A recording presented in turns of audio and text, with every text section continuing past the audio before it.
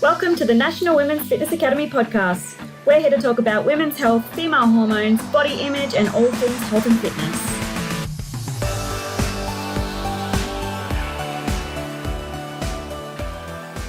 Hello girls, and welcome back to another episode of the Women's Fitness Academy's podcast. I'm your host, Siggy, one of the WFA's educators and a women's online coach. Today, I am joined by the lovely Ruby, who is the owner of Fit with Ruby. She's here with me today. Well, she's actually here on a mission to empower women to harness their power through their mind and body to create their dream life. And aren't we all here just to make the best of everything? Am I right, Ruby? 100%. It is. We've got that one life, one chance. Yeah. I love it. Thank you so much for that introduction. I'm so happy to be here. So happy you're here. And while we get started, now that we're talking about, making our life, the best, recently Ruby has moved from Victoria to Queensland for our Australian friends. For those who are not in Australia, now you know she's moved states. Literally. What made you move, babe? Wow. It's honestly, I've had this question and it all happened so quickly that when people ask me, I'm like, oh, I don't really know. It was a combination of a lot of things. Like it was a combination of, okay, we have been stuck in lockdown for a long time. And then it was a combination of I'd gotten my business to a point where I could work from wherever I wanted. And I was full-time self-employed. So I was like, well, do I want to be in the office at home or do I want to be in the office wherever I want to be? And, I've always been quite independent that I don't mind being alone. Like I don't mind that so much, which I thought, okay, well, let's do it. I'm going.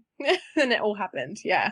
And how was the trip? Because you drove there. So what was it? Yeah, it was a long one. And it's going to be long.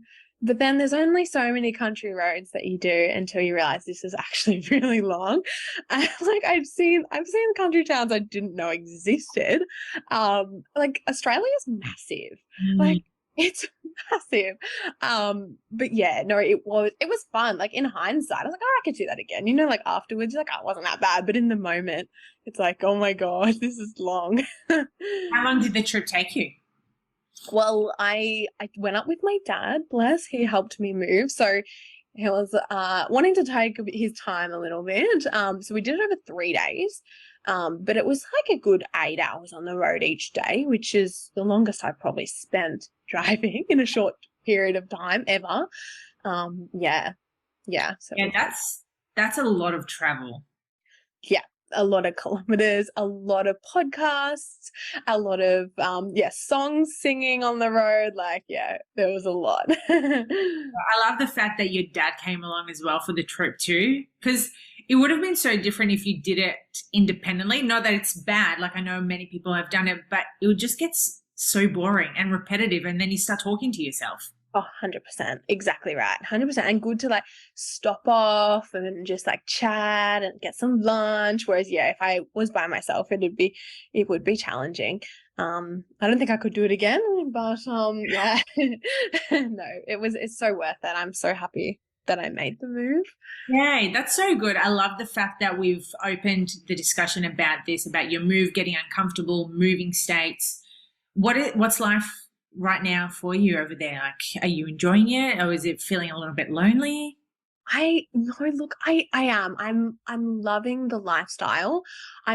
It's been crazy because I've been spending a lot more time alone, and obviously when you're with yourself more, you start to realize these thought patterns that come up, or why am I thinking that, why am I feeling that, because you're spending all this time with yourself. So it's been a big self-development sort of phase in such a short period of time. And then also I'm just really trying to network a little bit more in the area because I don't know anyone really up here. A few Melburnians have made the move as well after that massive lockdown. But other than that, I think, just sort of getting comfortable, trying to get myself out there has been a really good challenge. What is it like? Because as adults and especially as women, I can't speak for men, But as women, we tend to get in our own heads when we're trying to put ourselves out there by making new friends. And, there's this saying that as older you get, the harder it is to meet friends or make friends with people, which I think is absolutely bullshit, because if you really wanted to make friends with someone, you would actually do that. So, yeah, how's that going for you? Yeah, 100%. It's funny because we forget that once upon a time we were a child in a playground and we would go up to anyone and introduce ourselves. And now all of a sudden, people get these thoughts of fear of rejection or fear of, conversation, I guess, with strangers. But it's definitely something that I'm trying to work on it, but I also feel like Instagram is such a great point to sort of meet people that you know in the area and then build a little bit of a connection online and then go from there. But yeah, it's hard. I guess it's just determining which type of connection I want to build as well, with which type of people creates that clarity and also then gives me that confidence. And I know that these people are aligned with me in that sense.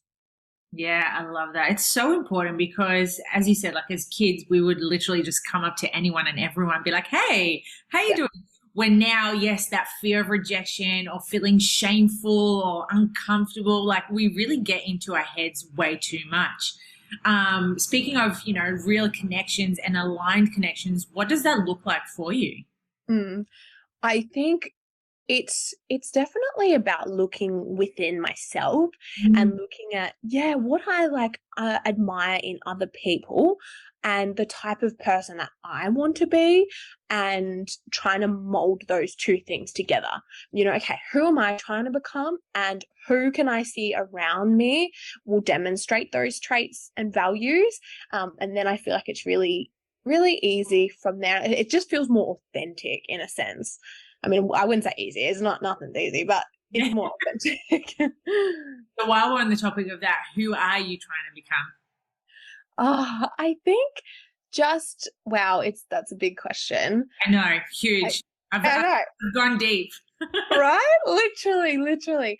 And I'm still, I guess everyone's trying to still work that out. I mean, I don't know. I shouldn't speak for everyone, but I think just someone who can be a leader and inspire people confidently, but I know that has to come from confidence within myself and just to create the best version of myself. And I guess, well, what does that look like? Someone who I know leaves people better than they found them, someone who is dedicated to progression, and does it from a place of love for themselves, really, I'd probably say. I love that. It's so good because, once we do more self-development about it within ourselves, we'll notice the relationships we're wanting to attract, and they'll be more authentic, more easier to attract those type of people instead of coming from a place of lack where, some people, will want to have a relationship or a friendship based because they feel a lack within themselves or they feel something's lost, which obviously is not the right way to go about it. Yeah, 100%. And I think that's when the attachment comes in. You're attached to friendships and connections because, oh no, I need that for me. But you shouldn't need anything. It's like a little accessory to your already amazing self. But it's super interesting that you say that. It's sort of like filling an emotional void or, I don't know, a little Band-Aid for something else. Emotional void. I feel as if that's something that we can chat a little bit further about. Your experience with your health and fitness. Let's talk a little bit about that, because for our listeners who don't know your background, would you mind sharing that with them? Absolutely, yes. So I guess it all began in the industry, like working in the industry, like 2018. But prior to that, I was just going to the gym, doing my thing, and then started to take a lot more interest, and then helping other friends with their own journey, and that passion grew from there. in the meantime, I was doing business at uni, so I always wanted to run my own business. And then from there, so did my cert, started PT. I worked at F45 for like 2.5 years, so that was really great to just like build my communication skills and like get to know a lot of different people, which was great. And then started to mold more into my own business. And initially, maybe 2019, it was very much met with this societal like pressure or industry pressure. I don't know if it's like not as much anymore. I feel like we're progressing forward, but maybe 2-3 years ago, it was very much like, if you're fit and healthy, you have to be lean. Or if you are a PT, you have to be lean and you have to look like this. And I definitely got in that trap. To feel worthy of having my business or to being a PT, I had to look a certain way. And then, that was a whole journey in itself, which I guess negatively impacted my relationship with self and my relationship with food, developed an eating disorder, and then overcame that, and now we're here. So there we go. What was life like back then? Because I love that you brought up the topic about how you felt to look a certain way to be accepted as a personal trainer. And you know what? I can speak from my experience. There's been times that I felt that way as well. You have to look a certain way, act a certain way, have this certain criteria to be accepted. However, we've noticed that over time, it's very a minute reason for someone to want to work with you. There's so much more to it. So how did that affect your relationship with yourself and food? It was very much just allowing, I guess, my external environment to decide who I had to be. And because that wasn't, it wasn't from something that I intrinsically wanted for myself, it wasn't coming from a place of love, it was really challenging. And then I adopted these rules and rigid rules on myself, which made it really hard to like stick to in a sense. And because it's, it's just fueled by this cycle of like, I need to fix something. I need, it's not like a very compassionate way to speak to yourself. You start adopting other traits of like that are following along with that notion of restriction or self-bullying or picking apart your body, poor body image, etc. And it just all molds into one, if that makes sense. Yeah. Yeah, it does. How was life back then? Having that mindset. I think life was very much like in hindsight, I was so inexperienced within the relationship with myself mostly. I didn't know myself. I was allowing my societal pressure and, passing comments of people saying, oh, should you be eating that if you're a PT, to determine how I would show up. And it's just crazy. I think in hindsight, I didn't actually think that there was anything really wrong until it was really wrong. Yeah, it's interesting when we're able to reflect back and notice the behaviors that we had and where we're at right now. What helped you to overcome that? Because it's not just an overnight success. It would have been, I don't know, like, was it a year, 2 year, 3 year journey? Yeah. So I think when I was in a cycle of pretty bad like binge eating, which was resulting in like bulimia, which was something that I knew was just reflective of trying to gain control over my life. And it was when I surrendered to not needing control, and obviously it's so complex, and that's just obviously just a very easy way to put it, but it's just accepting that I don't need to have complete control and I don't need to be perfect, and it's actually going to be okay, if you allow yourself to have more flexibility and to let go of this rigidity and the rules that we place on ourselves when we're trying to so desperately fix something, or attain something that's not necessarily realistic for ourselves. So yeah, and then it obviously it happened over time, but I just mostly really shifted the lens to appreciating what my body could do rather than what my body looked like. Mm. So when we're moving more towards like what you could do, what are some things that you put in place that have helped? Strength training, definitely. Yeah, and having a coach to check in with me, keep me accountable every week, and to celebrate those wins and celebrate how my body was showing up. And therefore, I then realized, well, okay, this is great. Like this is gratifying. I'm loving what my body can do. How can I make that better?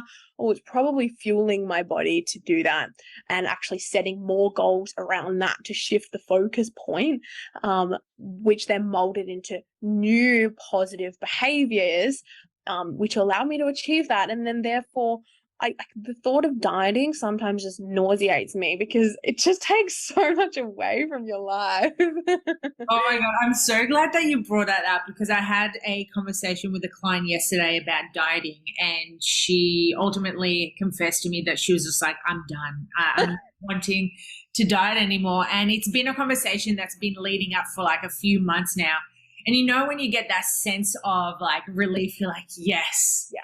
Finally. And you know what? Like for those who are dieting right now, like you do you, boo, no judge whatsoever. But like from experience of, eating disorders, restriction, binge eating, after a while, you get so sick of your own shit that you just need your own break. And I love the fact that we can come to this agreement going, oh my God, dieting is actually not serving me. It's making things worse for me. And I don't know about you, Ruby, but like when I used to binge eat, I used to have this sense of control, but I was always dieting, and just this vicious cycle of, being restrictive throughout the week. And then the weekend you come in just like massive blow ups, and you'd think you're in control, but you're not. So when you start changing that, or we start coming out of a diet, you just notice how much more, not energy, but less restriction. You feel freer doing it.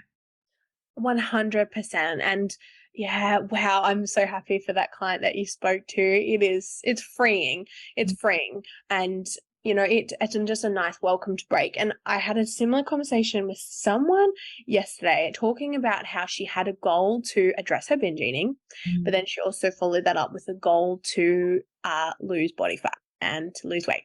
And I said to her, and I mean, it's the harshest truth, but these two things have to be mutually exclusive. Like you cannot have the two goals at the same time. It is not going to work. It can't work. If you want to be smaller and want to lose weight and you want to diet, but you also want to address your binge eating, we got to take a step back and do one at a time. Yeah. And you know what? It's a good reality check for those clients to understand that, yes, you can achieve both, but on two different timelines. Yeah, exactly. Not to say it's not true. It's not achievable for you. As you said, absolutely. You can achieve that. But yeah, two different timelines, and yeah, it's crazy. But yeah. What does life feel like now for you that, you've overcome the restriction from food? It feels like I have a much more, I guess, a more empathetic perspective within my coaching and with how I see other people, and other people who are influenced by diet culture, which definitely still is very much prevalent and does influence people negatively still, which that's the way it is. But it's changed my perspective a lot and encouraged people, or being able to recognize when people are using methods to regain control, and encouraging people to let go of control, and encouraging people that tracking is just a tool. It's not something you need to rely on. Things like that. Just a huge eye opener. There's so much more than just MyFitnessPal out there in the health world. Yes, there is. And again, unfortunately, we get stuck into the MyFitnessPal world because that's well, I don't know about you, but that's how I got introduced into, tracking nutrition and macros. And, every so often you do get too consumed with it that you're not realizing, hey, there's a life out there away from the phone. Literally, 100%. That's exactly right. Because we were introduced, and a lot of people are when they start their health journey, they said, download MyFitnessPal. And I do this with my clients because I do think there's an element of um, knowledge that you do gain from tracking. I don't know if you would agree, but Yeah. yeah, but then it comes a point where it's like, okay, yes, you've seen success from using MyFitnessPal, but MyFitnessPal just assisted you. You got yourself there. You don't need the tools anymore. You don't need your safety wheels on your bike anymore, which is MyFitnessPal. You can do this on your own, and there's so much more out there. And often people have all the knowledge. Like, you'll be fine. Trust yourself. Like, trust yourself is such a huge theme, I think. Yes. Oh my God. Literally, you've brought so much things to my mind right now about trusting yourself, because too often, not only as clients, but as coaches as well, that we have so much information, but we get way too overwhelmed in our own head, not knowing what to do for the next step, because we don't have that self-trust within us. Yeah. Back to the nutrition, like, yes, it's awesome that we've started tracking nutrition through MyFitnessPal or whatever it is, or weighing your food and stuff. But along the way, you can start, using your own intuition, go having more like mindful relationship with food, not relying on just a fucking computer. That's it. That's exactly right. And I think a lot of it comes from, I don't know if you would agree, like a place of fear, with like fearing, okay, I'm surrendering to not using MyFitnessPal and I'm on my own now. But it's like, okay, well, asking what is the worst thing that can happen, I feel is such a powerful thing, because, okay, the worst thing that can happen is not that bad. And if you're really struggling, you can reach out to people. You've got the resources there. You can go back to MyFitnessPal if you need, if you feel like it's really challenging. But yeah, take that leap. I think is so important for sure. What's something that has helped you to take that leap, or to start trusting yourself? It's a good question. I think honestly just trialing and experiencing, and then realizing that nothing bad happened. Like, I think just really putting myself into it. I haven't been tracking for the last couple of months. I do have a coach, but we've just been focusing on other goals, and it's been really freeing, and nothing bad's happened. I actually don't know what I weigh either, which is another thing that's been really good to experience that. And because I don't have a specific goal right now, I don't need to know what I weigh necessarily, and I don't need to know my exact protein, carbs, and fats, especially if I have that experience when I've done it for so long. And there's so much more to health, like the mental health, there's your training, there's like everything else, productivity, sleep, like that we can focus on. It doesn't just have to be your calories. It's so true, because, too often when we come across coaches, or when clients come across to us, they're usually focused on the training and the nutrition. Like that, I would say, like, those are the main pillars when people come for us for coaching. However, you made such a good point right now that it's not just those two, it's everything else as well. It's like your mental health, your cycle health, your sleep quality, lifestyle. And people really underestimate what coaches can do, in terms of education as well. So I think it's a beautiful thing to hear you going, oh, well, I haven't been weighing myself, I haven't been tracking my food, taking a little bit of break and focusing on the other areas of life, which is so beautiful. Yeah, thank you. No, it is really lovely. And yeah, you're so right. It's like, especially if you're at a point where you feel like I'm doing everything right with my training and nutrition, but I'm still feeling really shit. I'm still feeling X, Y, and Z. I'm still unproductive in my work. Okay, well, then that's where there is an opportunity to even get someone else's perspective, because sometimes we're so stuck in our own little world. And then you get a coach who just says, oh, but you're stressed. And you're like, oh, I didn't even realize that, because I couldn't see that, because I'm focusing on training and nutrition because that's all I've ever known. It's so true. I love that. What would you say to your old self who is looking over the situation right now? Like, what are some tips that you could give her? Well, I think just doing it from a place of love for yourself.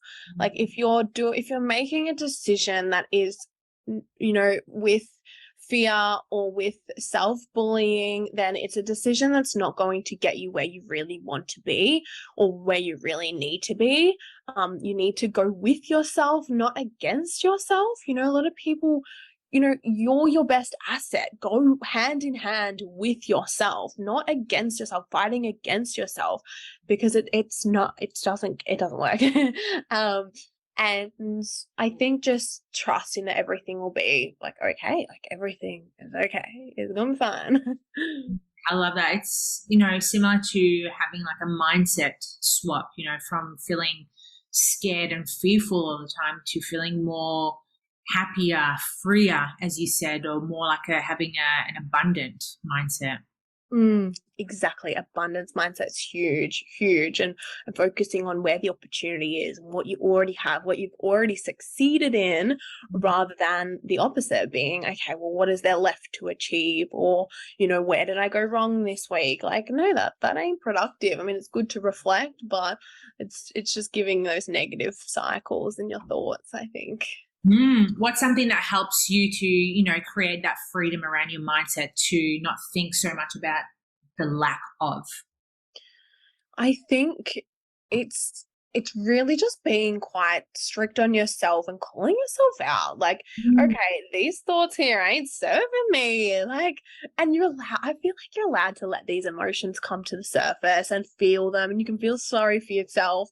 But feeding into that is only teaching our brain to look for evidence to support those thoughts, right? Yeah. Whereas I guess that positive reflection teaches your brain to really search for those things that are going well. And I feel like that's where that confidence comes as well, which is huge for momentum, right? Yeah, it's massive. And, it's so relatable to health and fitness, from coming from binge eating cycles, how often would you catch yourself going, oh, I've gone over my calories, or I ate too much, and then you would deprive yourself. That is a lack in the mindset. 100%. Exactly right. It's ridiculous. And especially when you're in such a focused cycle, you might have only gone over about 50 to 100 calories, which is just crazy. Or in MyFitnessPal, when it goes red and it's in the minus, and you're like, and it's just ridiculous. But then it starts this binge because God forbid you went over 10 calories and you feel like a failure. Now all I want to do is go over my calories. literally it's so, yeah, that's it. And looking at that as I had a good day. This is representative of me having good social day. I had some beautiful food, I felt really great, I made some great memories, rather than I'm a failure, I shouldn't have done that, shouldn't have eaten that, tomorrow I'm going to cut back, etc. Yeah, it's that old mindset of wanting to cut back and do less of, or do more of training because you ate whatever you ate. Yeah, it's crazy to think that, isn't it? It's so crazy. And it's really sad that a lot of people are very much battling that, still. Of course, I think it'll always be around in a sense, and just overcompensating in certain ways. And I think, yeah, it's a journey. It absolutely is a journey. And sometimes we just need to normalize that a little bit more for people to feel that they are not any less than anyone else. We're all going through different phases in life, and the phase that you and I have been has taught us so much, and I'm sure the phase that they're going through right now will teach them along the way as well. Yeah, that's exactly right. That's it. And if it was all sunshine and rainbows, we're not going to really learn much about ourselves really, or build the resilience. So it is a positive in that sense. I mean, it's shit at the time, but there's positives to come from it. 100%. I feel as if you're someone who loves self-reflection. Am I right? Yeah, absolutely. I think it's so powerful. And I don't know if, I'm sure you'd agree, you see it in your clients when they have the light bulb moment, when they're like, oh yeah, I forgot I did that, or that's why I was thinking that way, or oh, that makes so much sense now. And it's if you keep looking forward and don't reflect, you're not going to have that ability to call yourself out or identify patterns, learn your own triggers as well, learn what's working. I think it's so powerful, and reflection is huge. And it doesn't even have to be like journaling prompts. Like, it could be whatever you want. Like, actually take time to be still in your day and think about where you're at, how you feeling, ask yourself some questions. What are some questions that you love asking yourself? I think just a bit of like, how do I feel? How do I want to feel today? Or why did I feel that way in that situation? Like, let's say I'll leave a conversation with someone and I notice I felt a negative emotion, or let's say you drive. Sometimes when you have stillness and you're driving home, all these thoughts start coming to mind, like like, oh, I have to do this, or I shouldn't have said that to that person, or that wasn't very good. I didn't do good enough in the gym today, or something like that. Actually stopping and calling out, okay, where are these coming from? Where are the thoughts coming from? What stories or beliefs have created these thoughts? Yeah, that's awesome. Do you usually do that with like journaling, or do you sit still in silence and just, reflect? Yeah, or on a walk, in the car, when you're alone, without distractions. Journaling, I do find benefit in journaling as well, but I feel like sometimes if I put too much pressure on myself to journal, it's like one of those things that, oh dear, I should be journaling more, but it just feeds into that cycle of like, I should be doing more. Yeah, it's so funny because I am someone who loves journaling, but like yourself, there's going to be times where I just don't do it regularly. And I remember finding myself through a phase where I would set myself a goal to journal every day. And then it just got way too obsessive because it ended up being one of the things on my to-do list, not something that I was actually looking forward to doing for myself. 100%. Absolutely. It's like a chore, even not a choice in a sense. So yeah, totally agree. I think that's where just using it when you need, in the sense of, okay, when I need it, when I'm feeling like I've got negative thoughts, that's the time. That's my trigger. That's my prompt of like, okay, now I need to do some self-reflection. Because and then I think that's where you get that really good juicy stuff out of your own thoughts.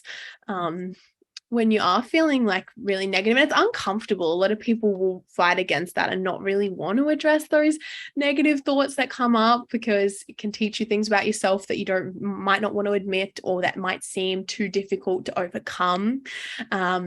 But it's important, and anything's possible. You can overcome your negative thoughts. You can be whoever you want to be, in a sense, as well. It's a matter of believing it as well. Yeah, that's it. Yeah, 100%. Absolutely believing it. And we're in complete control of our beliefs, I think, as well.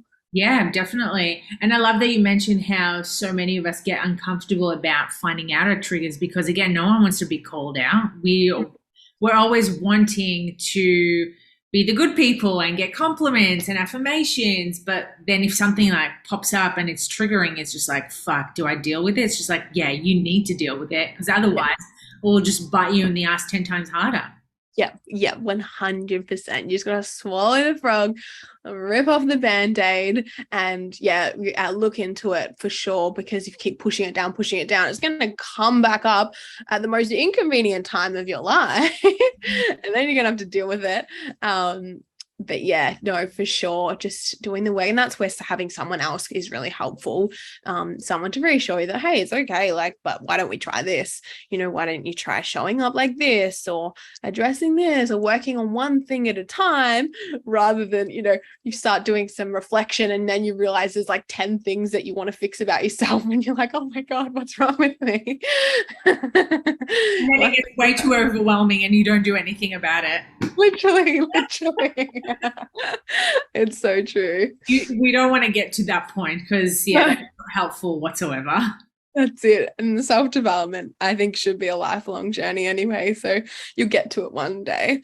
You do. You definitely do. What does self-development look like for you?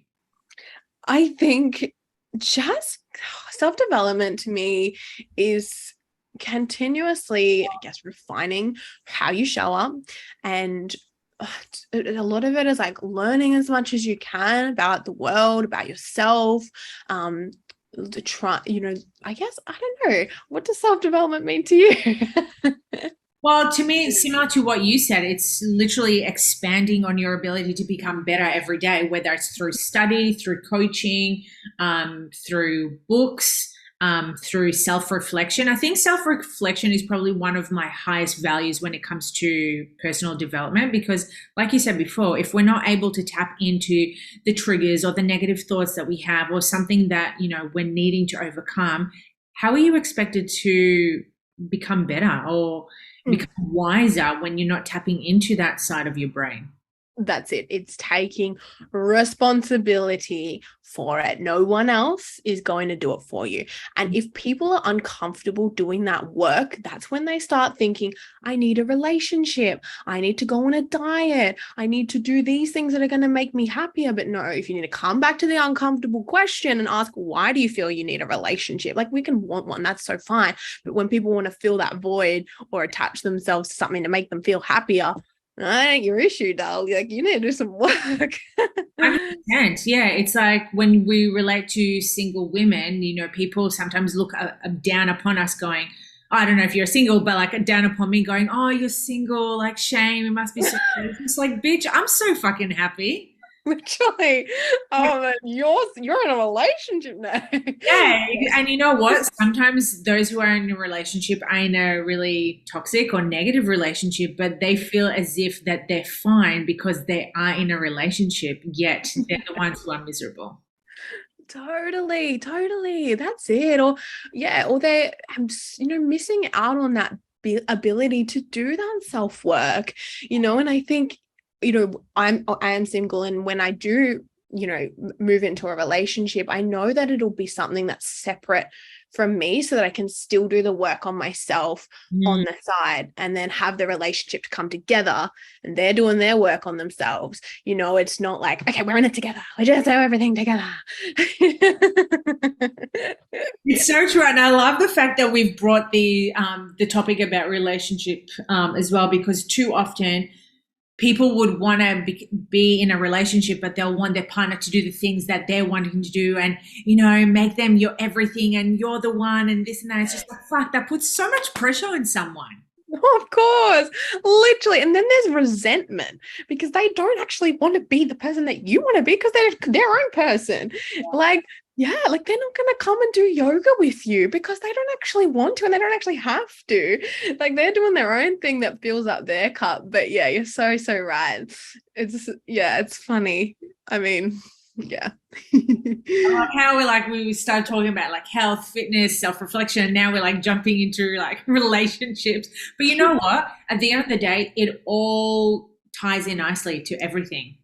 Doesn't it? And most of the conversations I have with clients, it's not about training and nutrition. It's about their relationships, about what they, thought when they woke up. It's about the family drama, but that all intertwines because that really affects how they feel about themselves, which affects how they show up for their nutrition and their training. It's just everything relates. It literally does. And for our listeners, if you're wanting to do a little bit of self-reflection, like sit down, ask yourself, is your relationship with food negative because of your relationship or because of your body image or because of your training or because of, you being stricter with your nutrition, your emotions, whatever. Like really tap into those thoughts and, you'll come up with that solution, that answer.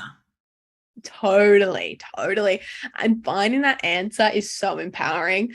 Like it's so cool. And we don't have to live a life that we feel controlled by these higher powers and these thoughts and feelings. Like we're in control. And that's like the coolest thing. Because once you gain that control, I feel like you're unstoppable. Like you can literally show up and just be so aware of calling yourself out. That's why all that thought's about to come up. That's going to trigger me. I'm aware of that. Boom, boom, boom. Yeah. And then you can communicate to people like, hey, by the way, like that doesn't sit right with me. Like, I don't appreciate you saying that. Whatever, you know what I'm saying? But self-awareness is huge. Self-awareness is hot. It's hot. It's sexy. It is. And I'm not talking in terms of like relationships, but just like in a highest standard of your higher self to realize that you can call yourself out on your own bullshit, I think is just like next level shit. Totally. Absolutely. 100%. It's everything. Takes out the blocks, it's like takes out any obstacles, gives you a clear path because we all got goals. It's just a path of least resistance, right? 100%. Where before we finish up, what are some of your goals for the rest of 2022? Yes, goals for 2022, mostly business related goals and just expanding my business and showing up more on socials. And it's just a lot that, showing up as in business and to keep building and showing up, offering new offerings so that people can keep developing themselves and their relationship with nutrition. I'm excited. Everything's exciting. It's great. It's gonna be amazing. Thank you so much. So good. So before we head off, where can our listeners get in touch with you? Yes, so the main place would be Instagram. It's just Fit with Ruby on Instagram, with 2 R's in the middle. But yes, Instagram's the place. Love it. Instagram, you know what? It's going to be around for quite a while. I feel like it. I think so too. It is. It's funny. Literally. Well, you know what? It's the place to get connected. And, for those who are living away from home, and if you've moved away, just like Ruby, like get connected with people on Instagram. That's how you and I met. So there you go. Exactly. It's amazing. I couldn't imagine living like 100 years ago. That would be so hard. You'd be sending letters. I know. Honestly, crazy. Waiting like months for it to arrive. Honestly, yeah. Wow, I can't even fathom it. Nah, me neither. Maybe we need to find someone who lived in that era and interview them. I think that would be a cool topic. Literally, I think the next podcast. Yeah, right? On the hunt. If any of our followers know anyone who was around that era, please tell me. I would be down to interview them. That's perfect. I can't wait for that episode. So good. Awesome, girls. Well, if you enjoyed today's podcast, please make sure that you share it, recommend it, leave us some feedback, screenshot it, and tag us at the Women's Fitness Academy. Tag myself, tag Ruby. And then till next time, dig deep into your self-awareness and ask yourself those uncomfortable questions.